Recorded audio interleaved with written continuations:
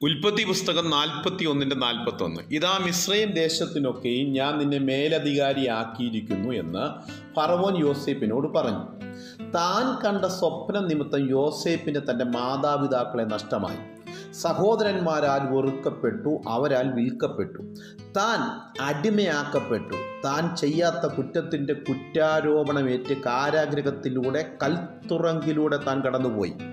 സ്വപ്നം നിമിത്തമാണ് പലതും തനിക്ക് നഷ്ടപ്പെട്ടതെങ്കിൽ മറ്റൊരു സ്വപ്നം നിമിത്തം തന്നെ ദൈവം അതെല്ലാം തിരിച്ചു നൽകി.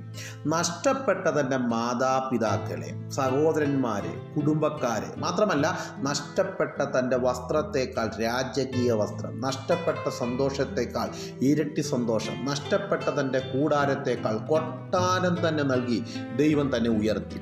നാം ഏത് വിഷയം കൊണ്ടാണോ ദുഃഖിച്ചിരിക്കുന്നത്, ഏത് വിഷയത്തിലാണോ മാറ്റി നിർത്തപ്പെട്ടത്, ഏത് വിഷയത്തിലാണോ വെറുക്കപ്പെട്ടത്, ഏത് വിഷയത്തിലാണോ ഒറ്റപ്പെട്ടത്, അതേ വിഷയത്തിൽ തന്നെ നമ്മെ ഉയർത്തുകയും മാനിക്കുകയും ചെയ്യുന്നവനാണ് നമ്മുടെ ദൈവം. യോസേപ്പേ, നീ ഒരു സ്വപ്നം കൊണ്ടാണോ നീ തകർക്കപ്പെട്ടത്?